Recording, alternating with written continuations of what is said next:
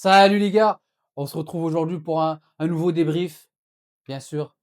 Comment commencer ce débrief? Maroc-Tanzanie 1-0. Énormément de choses à dire sur ce match. Bah, d'abord, je vais commencer avec la prestation générale de cette équipe. Bon, cette première mi-temps surtout, désastreuse, désastreuse. J'ai pas aimé la performance de cette équipe-là. J'ai trouvé énormément sous pression, extrêmement nerveuse.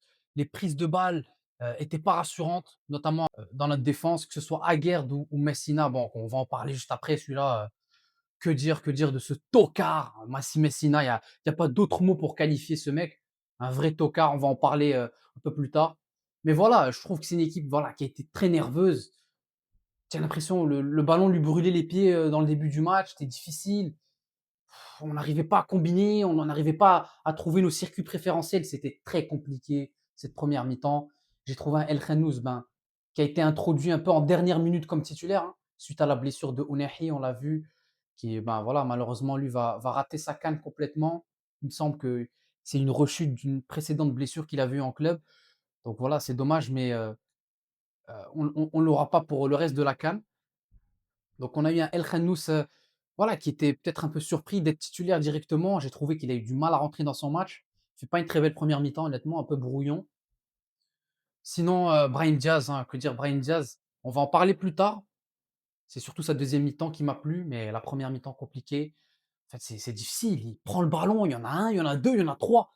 Très compliqué pour Brahim Diaz. Des prises à 2, prises à 3 sur lui.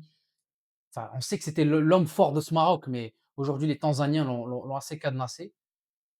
Si on veut parler de la Tanzanie de manière générale, enfin, je sais pas, moi j'aime pas ce type de football qui est pratiqué, personnellement, mais d'un autre côté, si on se met à leur place, ben, c'est un peu la seule façon de jouer, quoi. C'est une petite équipe.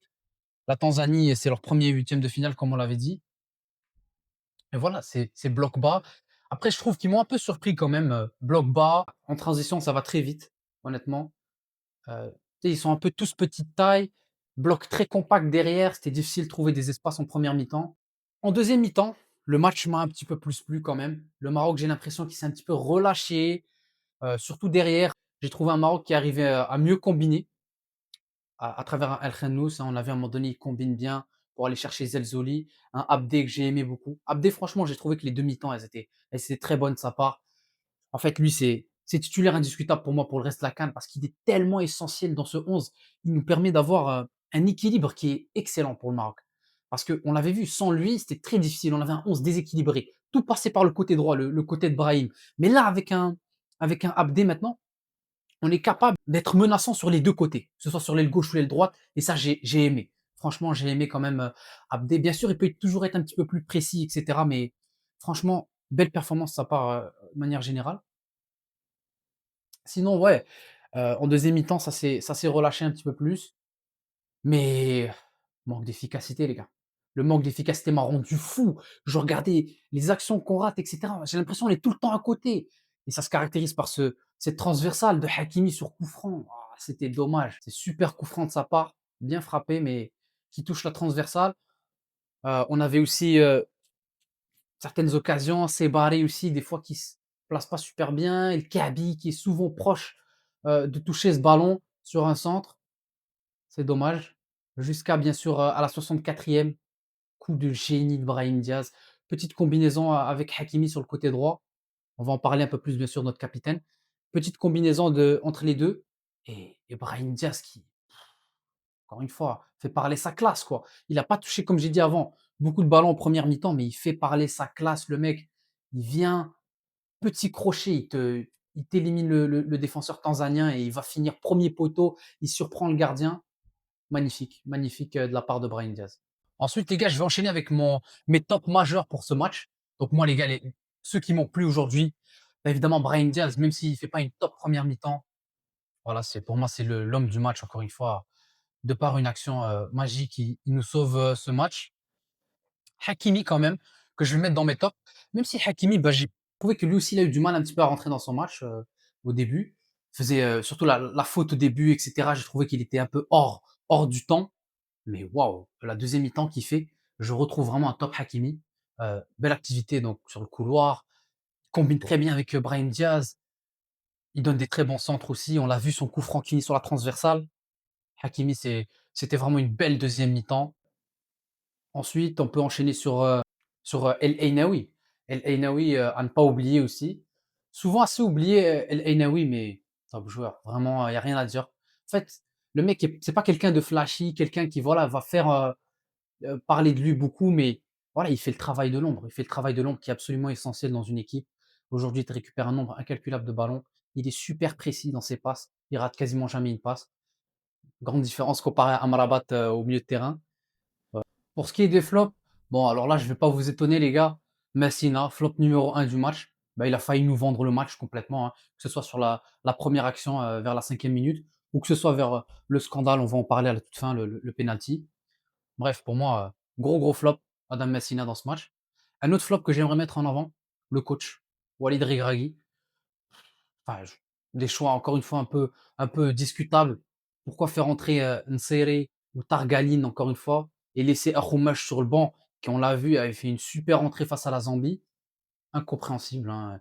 Il est là, il vient en conférence de presse, toujours à faire un petit peu le communicant, le bon communicant. Oui, alors, Lyouma, Dreri, ils ont fait une belle performance, Ataou le maximum, il faut que Jomhor Merribi nous encourage.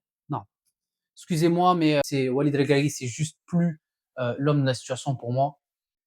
Enfin, j'aimerais enchaîner avec un autre flop, c'est l'arbitre pour moi. L'arbitre, pour moi, il fait un match absolument dégueulasse, que ce soit du côté tanzanien ou du côté marocain. La majorité des décisions qui sont prises sont pas bonnes. On va arriver bien sûr à la décision, hein, la plus litigieuse que vous attendez, mais de manière générale, l'arbitre était mauvais. Beaucoup, beaucoup de fautes de la part des Tanzaniens, aucun carton rouge. Pour moi, il y a minimum un carton rouge qui doit être sifflé pour les Tanzaniens. Notamment celui sur Abdé, en toute fin de match. Un tacle assassin sur Abdé, et ça, c'est carton rouge. Et en plus, c'est un joueur qui avait fait plusieurs fautes au courant du match. Donc ça, c'est une erreur de la part de l'arbitre. Le penalty complètement oublié sur Ayoub El Kabi, juste avant la mi-temps à peu près, sur un centre. Ayoub El Kabi touche le ballon environ 3 secondes avant le gardien. Et là, on a le gardien qui vient essayer de boxer ce ballon et qui touche complètement la tête de Ayoub El Kabi. Enfin, le mec lui rentre complètement dedans. Désolé. Ici, peut-être que si on avait vu la chose d'une autre façon, où c'était un vrai duel entre les deux, mais là, pour moi, le gardien est complètement en retard dans sa sortie. Il est aux abois complets. Ayoub El Kabi touche le ballon 3, 4 secondes, voire avant le gardien, il y a faute. Complètement, il devrait avoir penalty. L'action n'a même pas été revue à la VAR. Donc, il y a un souci à ce niveau-là pour moi. Et évidemment, Messina à la fin qui, voilà, action extrêmement litigieuse. Si on est honnête, les gars, c'est un penalty. Oui, c'est sûr que le gars tanzanien, si on revoit bien l'action, je vous conseille de revoir l'action, les gars. Bon, si on revoit l'action, le gars tanzanien, effectivement, joue un petit peu du léger contact qu'il y a avec Messina et se jette un petit peu. Il y va quand même le Tanzanien pour aller chercher son penalty, mais bien sûr, Messina est complètement débile. Messina est complètement débile. T'as absolument pas d'affaire à rentrer, mettre ta main au contact, faire cette petite poussette sur le joueur. Non, parce que à partir du moment qu'il y a contact, le penalty peut être sifflé, si on est honnête, les gars. Moi, j'essaie d'être objectif le plus possible. Vous savez, je suis marocain, mais si on est honnête, il y a penalty. Il y a penalty, il y a contact. C'est sûr que le joueur tanzanien joue de ça, mais il y a contact, les gars. Et ça n'a pas été sifflé. Et aujourd'hui, comme je le dis, bref, en résumé, cet arbitre, très mauvais. Très mauvais aujourd'hui. Et en conclusion, les gars, on va parler un petit peu de bah, la prochaine affiche. On est passé 1-0. Aujourd'hui, c'est un avertissement, je pense. C'est un avertissement. On passe aujourd'hui 1-0. Comme l'a dit Reguelagui, on passe par la petite porte.